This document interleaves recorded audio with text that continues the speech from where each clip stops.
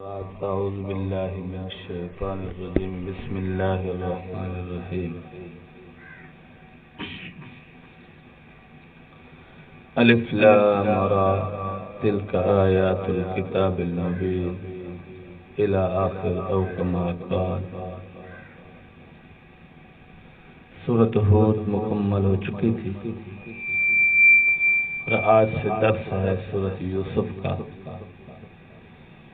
اس سورہ یوسف میں تفصیل کے ساتھ پورا واقعہ بیان کیا گیا ہے، اور قصہ یوسف علیہ السلام جس نے سننا ہے تو اس کے لیے کسی تفصیلات کی ضرورت تو نہیں ہے، کیونکہ پوری تفصیل کے ساتھ رب کائنات نے اس واقعہ کو بیان فرمایا۔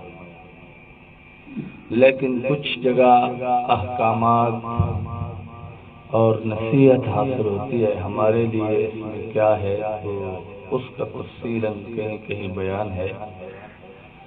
تو سب سے پہلی بات یہ ہے کہ یہ سورت نازل کیوں ہوئی، اس کا پس منظر کیا ہے۔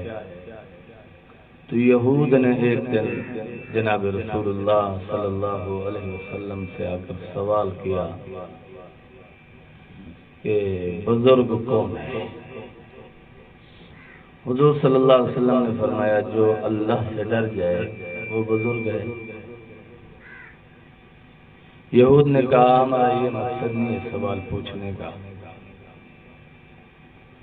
حضور صلی اللہ علیہ وسلم نے فرمایا پھر بزرگ یوسف علیہ السلام ہے، کیونکہ وہ خود بھی نبی ہیں، ان کا باپ بھی نبی ہے، دادا بھی نبی ہے، پردادا بھی نبی ہے۔ تو انہوں نے کہا ہمارا یہ مقصد بھی نہیں ہے، بلکہ ہمارا مقصد ہے کہ مصر میں آل یوسف کو چلے۔ تو حضور صلی اللہ علیہ وسلم اس پر خاموش ہو گئے۔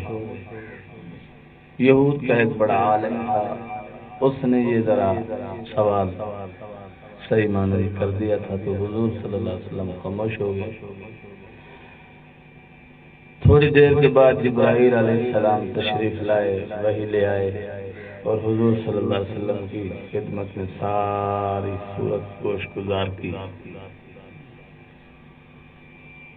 تو حضور صلی اللہ علیہ وسلم نے اس یہودی عالم کو بلایا اور فرمایا اگر جو تو نے سوال کیا کہ وہ 11 کیا ہیں اور ان کے نام کیا ہیں اگر میں بتا دوں تو کیا تو ایمان لے آئے گا، مسلمان ہو جائے گا؟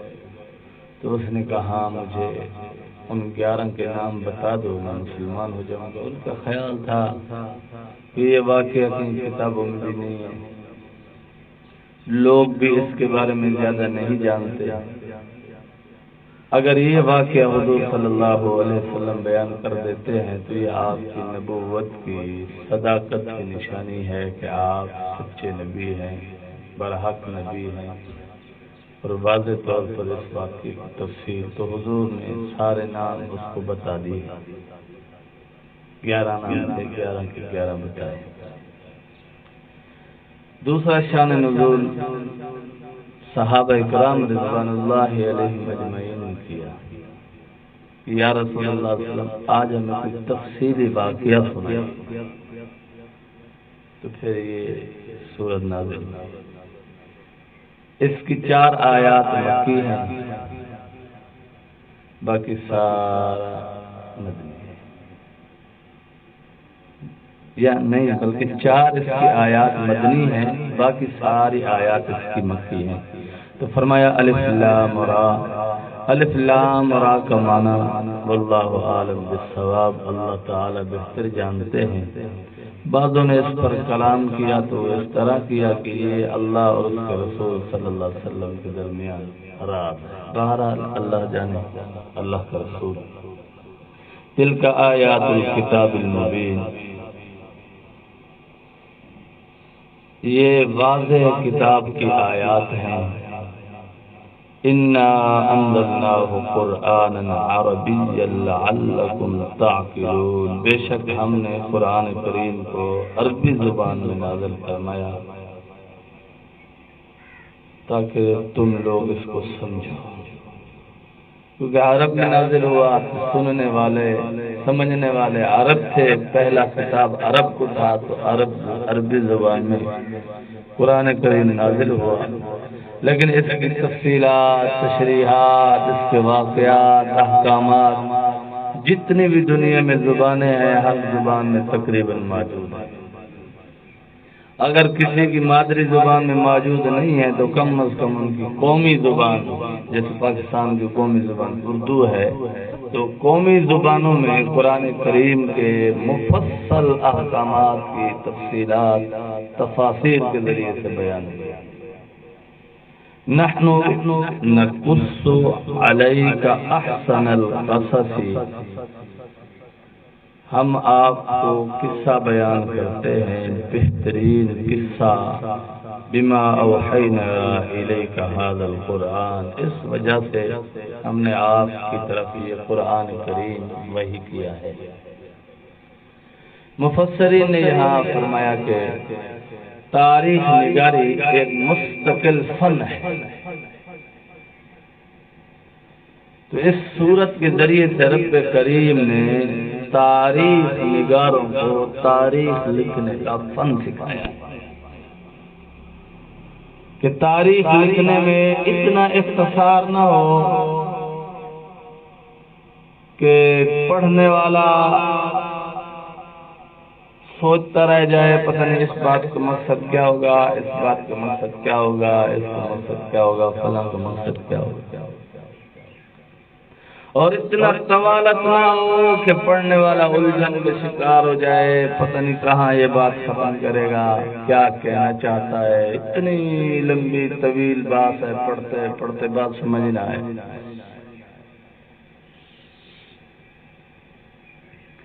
جیسے ہمارے یہاں تقریر سننے جاتے ہیں تو آپ سے مولوی تقریر ڈاٹھی کی کوئی کیا ڈاٹھی تقریر والا جب بندہ کوئی نصیحت نکال سکتا بس ڈاٹھی تقریر کی حضرت ہے کیا ڈر۔ بعض پڑھنے والے بھی بیچارے ایسے ہوتے ہیں کہ بڑی کتاب پڑھتے ہیں، بڑی کتاب پڑھتے ہیں، لیکن عقل و فہم میں کچھ نہیں۔ وَإِن كُنْتَ مِن قَبْلِهِ لَمِنَ الْغَافِلِينَ، اور بے شک اس سے پہلے آپ صلی اللہ علیہ وسلم بھی اس واقعہ سے بے خبر تھے، آپ کو بھی معلوم نہ تھا کہ قصہ یوسف علیہ السلام کی تفسیر کیا ہے، نہ ہی لوگوں کو زیادہ معلوم تھا، بس تھوڑا بہت وہ یہودیوں نے جو تورات میں پڑھ رکھا تھا وہی ان کے پاس علم تھا، لیکن یہ پوری تفصیل جب آئی تو نبی پاک صلی اللہ علیہ وسلم کی نبوت کی خوب وضاحت ہو گئی، اور آپ کی نبوت جو ہے بالکل سامنے آ گئی، لوگوں کو سمجھ آ گیا کہ یہ باتیں ایک نبی ہی کر سکتا ہے، نبی ہی بتا سکتا ہے۔ بہرحال فرمایا اذ قال یوسف لابی، جب یوسف علیہ السلام نے اپنے باپ سے کہا یا ابتی، اے پیارے ابا جان۔ سورۃ مریم میں ابراہیم علیہ السلام کو دیکھیے، جب اپنے باپ کو توحید کی طرف بلا رہے تو وہ بھی کریں یا ابتی، اے ابا جان۔ یہاں پتہ نہیں کیسے کیسے لوگ پیدا ہو جاتے ہیں، دو چار حرف پڑھ لیتے ہیں تو باپ سے بھی بدتمیزی سے بات کر لیتے ہیں، اور کہتے ہیں ہم حق کہنے کے گھبراتے ہی نہیں، اپنے بزرگوں کے ساتھ بھی بدتمیزی سے پیش آتے ہیں، دو چار حرف پڑھ کے۔ تو اپنی سمجھ اور عقل کو اتنا اعلیٰ افضل نہیں سمجھنا چاہیے، بس وہ ایک لومڑی کی بات ہے، تو کسی کھالے میں گری تو دو چار ڈبکی آئیں تو اس نے باہر نکلا کہ اتنا بڑا دریا میں نے آج تک نہیں دیکھا، ابھی تو وہ گری کھالے میں تھی، دریا اس نے تو دیکھا ہی نہیں تھا، لیکن کھالے میں گرنے کے بعد کا اتنا بڑا دریا میں نے نہیں دیکھا۔ کوئی چھوٹی موٹی کتاب پڑھ کے کہتا ہے اتنا بڑا علم میں نے نہیں دیکھا۔ علوم پوری زندگی، ایک عالم جو ہے عالم وہ روزانہ علم کے نئے نئے مناظر دیکھتا ہے، نئی نئی چیزیں دیکھتا ہے، اور جیسے تفسیر کا مطالعہ کرتا ہے تو ہر بار اس کے سامنے نئی چیز آتی ہے، نیا علم آتا ہے اور نئے علم کے موتی اس کے سامنے آتے ہیں. تو اس لیے وہ لومڑی والا کام نہیں کرنا چاہیے کہ میں نے اس سے بڑا دریا نہیں دیکھا. اس سے بڑے بڑے ابھی دریا باقی ہیں، بے خبر اور فکر کی ضرورت نہیں ہونی چاہیے. تو بہرحال فرمایا اذ قال یوسف لابیہ، جب یوسف علیہ السلام نے اپنے باپ سے عرض کیا یا ابتی، اے میرے ابا جان، انی رأیت 11 کوکبا، بے شک میں نے خواب دیکھا کہ 11 ستارے، والشمس اور سورج، والقمر اور چاند، رأیتم لی ساجدین، میں نے دیکھا کہ وہ سب مجھے سجدہ کر رہے ہیں. تو یہاں مفسرین نے فرمایا خواب کی 3 قسمیں. پہلا خواب انسان دن کو جو کچھ دیکھتا رہتا ہے، رات خواب میں وہی دیکھتا ہے. تخیلات، خیالات، کثرت سے جو خیال آتے ہیں رات کو خواب میں بھی وہی ہوتے ہیں. ہمارے نوجوان جیسے آج کل خواب سنانے آ جاتے ہیں تو اکثر خواب ان کے یہ فلمی سٹائل والے ہوتے ہیں. بیچارے سارا دن فلمیں دیکھتے ہیں تو پھر وہ سارے فلم میں ڈائلاگ بیان کر کے چلے جاتے ہیں. رات کو خواب میں وہی دیکھتے ہیں. دیگ جی کے اندر آپ جو ہے پانی ڈال کر ابالنا شروع کر دو اور آپ کو کہ ابلتے ابلتے یہ دودھ بن جائے گا، کبھی نہیں بنے گا، پانی پانی رہے گا. سارا دن فلمیں دیکھے گا، سارا دن جو ہے بے حیائی کے کام کرے گا، فحاشی کے کام کرے گا، تو خواب میں یہی چیزیں دیکھے گا. اور دوسرا فرمایا خواب شیطان کی طرف سے، خیال رات کو انوکھی چیزیں دکھائی جاتی ہیں شیطان کی طرف. اور تیسرا فرمایا رب باری تعالی اپنے فضل سے اپنے مومن بندوں کو خواب دکھاتے ہیں. اور یہ خواب ایسے ہیں کہ رسول اللہ صلی اللہ علیہ وسلم نے فرمایا کہ جو سچا خواب ہے یہ مومن سے اللہ کا براہ راست کلام ہوتا ہے. اللہ نے مومن سے بات کی، اس لیے نبی ہمیشہ سچے خواب دیکھتے ہیں. حضرت آدم علیہ السلام سے لے کر جناب رسول اللہ صلی اللہ علیہ وسلم کی ذات تک جس نبی نے جو بھی خواب دیکھا وہ وحی الہی ہے. رسول اللہ صلی اللہ علیہ وسلم نے بھی 6 مہینے جو وحی لی وہ خواب کے ذریعے سے، یعنی حضور کو خواب آتا تھا یہ وحی ہوتی 6 مہینے. اس کے بعد باقی جبرائیل سامنے آ جاتا تھا، آپ کو قرآن پڑھ کر سناتا تھا اور جو جہاں ضرورت ہوتی سنا دیتا تھا. تو خواب ایسی چیز ہے کہ اس کی 3 اقسام ہے. تو سب سے پہلے آپ جس کو خواب سناؤ گے تو خواب سننے والا اتنی استعداد تو رکھتا ہو کہ آیا اس خواب کی تعبیر دینی بھی ہے یا نہیں. جو خالی کتابوں سے پڑھ کر یہ فن حاصل کر لیتا ہے کہ خوابوں کی تعبیر بتائے، وہ کمال درجے کی تعبیر نہیں بتا سکتا. بس وہ جو کتابوں سے دیکھتا ہے بیچارہ وہی بتاتا ہے.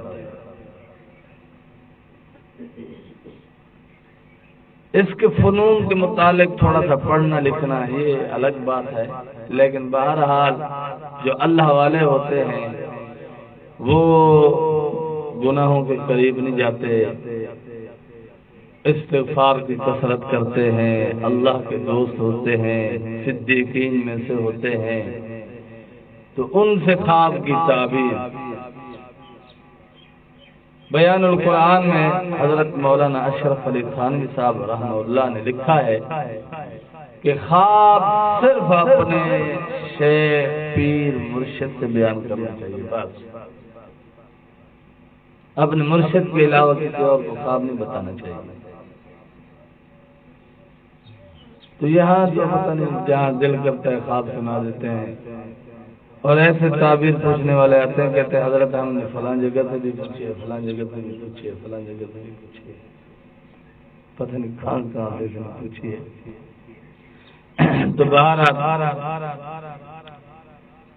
قال یا بنیا، جناب یعقوب علیہ السلام نے اپنے بیٹے یوسف سے کہا، اے میرا بیٹا، لا تقصص رؤیاک علی اخوتک، اپنے بھائیوں سے اس خواب کو مت بیان کرنا،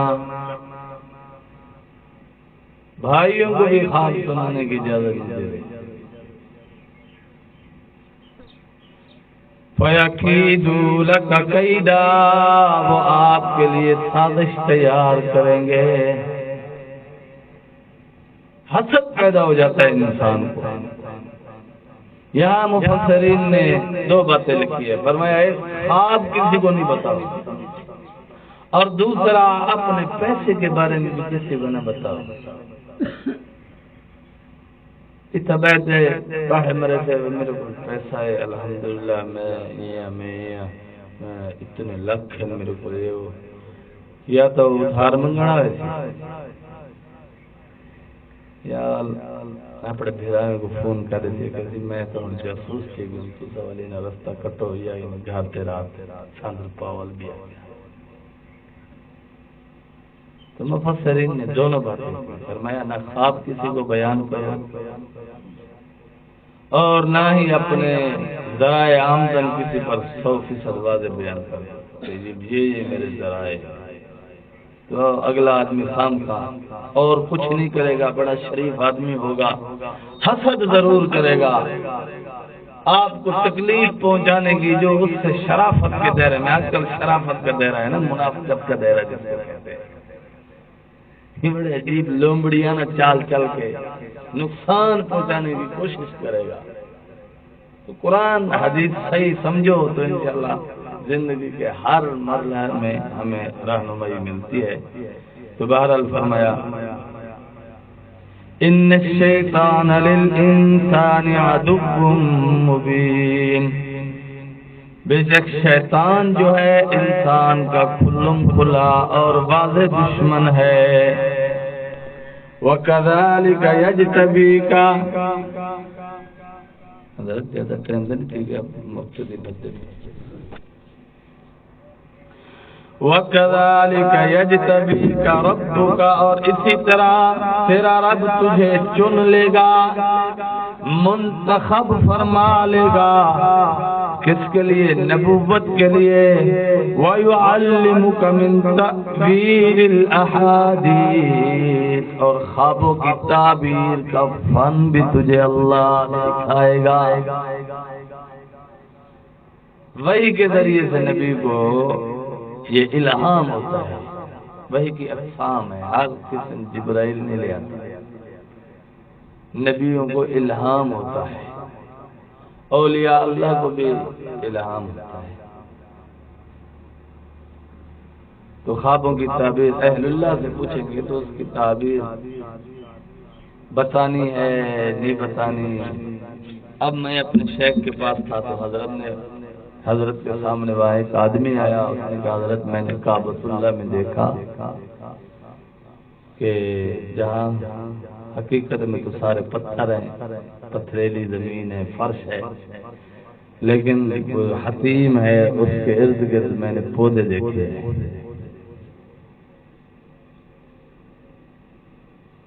حضرت نے فرمایا بھائی اس خواب کی تعبیر، حضرت نے فرمائی کہ جو لوگ وہاں سے واپس آ رہے ہیں ان کی زندگیوں میں تبدیلی آ رہی ہے۔ سارے لوگ ایسے نہیں ہیں جیسے ہم کہہ دیتے ہیں اوے بڑا حاجی صاحب واپسی ہیں اور بننے کھڑا کھپے نہیں۔ کچھ ایسے لوگ بھی ہیں جن کو وہاں جانے سے فائدہ ہو رہا ہے، ان کی زندگی میں ایسی تبدیلی آئی کہ وہ واپس خوشبودار بن کر آ رہے ہیں، ان کا کردار، ان کے اعمال ایسے ہیں کہ واقعی مثالی ہے، کہ واقعی وہ حاجی بن کر آیا ہے۔ وہ لفظی حاجی بن کر نہیں آیا. تو بہرحال فرمایا وَيُتِمُّ نِعْمَتَهُ عَلَيْكَ, اللہ اپنی نعمت کو آپ پر مکمل کریں گے. وَآلِ يَعْقُوبَ, اور آل یعقوب پر بھی, کما اتمها على ابويك من قبل ابراہیم و اسحاق, جیسا کہ اس سے پہلے اللہ نے آپ کے باپ دادا یعنی حضرت اسحاق علیہ السلام اور حضرت ابراہیم علیہ السلام پر اللہ نے اپنی نعمت کو مکمل کیا. کیسا شاندار نصیب ہے اور عالی شان اللہ نے عظمت دی یوسف علیہ السلام کو. خود نبی, باپ نبی, دادا نبی, پر دادا نبی,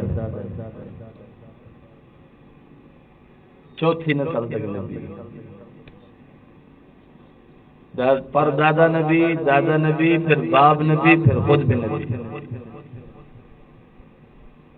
تو اللہ سے یہ دعا مانگنی چاہیے. حضرت ابراہیم علیہ السلام کی دعاؤں کا یہ ہے کہ انہوں نے دعائیں مانگی, یا اللہ میری ہی اولاد میں سے ایسے لوگ بھیجیے, وَأَرِنَا مَنَاسِكَنَا, کہ وہ حج کے احکام سکھائیے, کہ وہ حج کریں, بیت اللہ کا طواف کریں, صفا مروہ کی دوڑ لگائیں. ابراہیم علیہ السلام نے جو دعائیں مانگی وہ ہمیں مانگنی ہوگی اپنی اولاد کے لیے.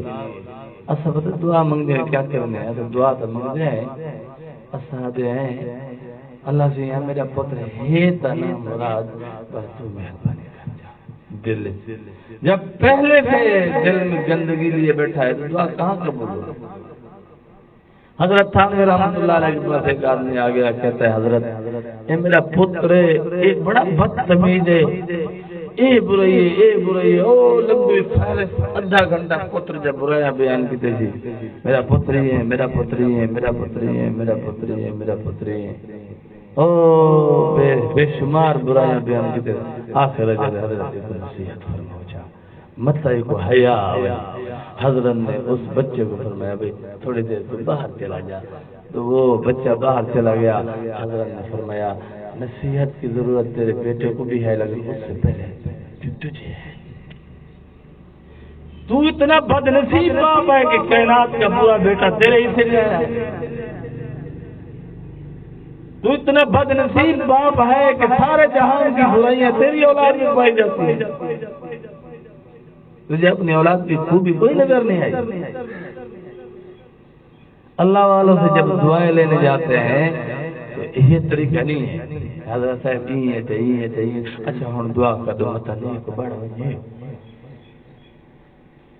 وہ کوئی اچھا کام کرتا ہو وہ اللہ والے کے سامنے ذکر کرو تاکہ اللہ والے کی توجہ اس طرف ہو جائے کہ حضرت ماشاءاللہ میرا بیٹا جو ہے فلاں نیکی کرتا ہے, یعنی میرا کہنا مانتا ہے, میرا بہت ادب کرتا ہے, میرے بیٹے کے لیے دعا کرے, اللہ نیک بنا دے. اب جب اللہ والا دعا کرے گا تو وہ نمازی بھی بن جائے گا, قرآن پڑھنے والا بھی بن جائے گا. حضرت صاحب میرا پتر نماز نہیں پڑھتا, میرا پتر روزے نہیں رکھتا, میرا پتر قرآن نہیں پڑھتا, میرا پتر تسبیح نہیں پڑھتا. دعا کرو اللہ نیک بڑھاوے. پہلے تم نے اللہ والے کے دل میں اس کے لیے نفرت والی باتیں کرتی ہیں. تم نے بات کرنی تھی دعا لینے کا بھی طریقہ ہوتا ہے کہ حضرت صاحب میرا بیٹا ماشاءاللہ اللہ نے مجھے اولاد سے نوازا ہے, میں اللہ کا شکر گزار ہوں. میرا بیٹا میرا ادب کرتا ہے, میرا کہنا مانتا ہے. اگر یہ خوبی نہیں ہے تو کہہ سکتے ہو حضرت میرا بیٹا الحمدللہ گھر کو سنبھالتا ہے, اچھا بزنس کر رہا ہے, اچھا کاروبار کر رہا ہے, یا اچھی کھیتی باڑی کر رہا ہے. میرا دل بہت خوش ہے اور میں آپ سے درخواست کرتا ہوں میرے بیٹے کے لیے دعا کریں, اللہ تعالیٰ اس کو مزید اچھا بنا دے.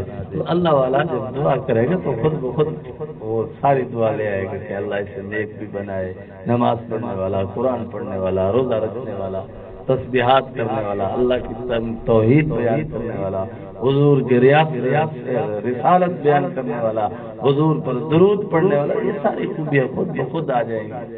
اگر آپ جا کر کہو گے حضرت صاحب ایک میرا پتر کے بیٹو بر میں آیا بیٹھا دعا کرو مت بندہ بڑھ وجے، تو اللہ والے کا دل جو ہے اس طرح متوجہ جو ہونا تھا وہ آپ نے کیا ہی نہیں، تو دعا کیا اثر کرے؟ مجھے عقل کچھ شعور ہونا چاہیے سب کو۔ برحال فرمایا ان ربک علیم حکیم، بے شک تیرا رب زبردست علم والا حکمت والا ہے کہ اللہ نے نبیوں کو نبوت دی اور ہمیں ولایت دی، بزرگی دی، نمازیں دی، قرآن دیا، تو یہ ساری نعمتیں ہیں اللہ کی، تو ان پر سمجھ فہم ہونی چاہیے۔ اللہ سے دعا ہے عمل کی توفیق عطا فرمائے۔ وآخر دعوانا ان الحمدللہ۔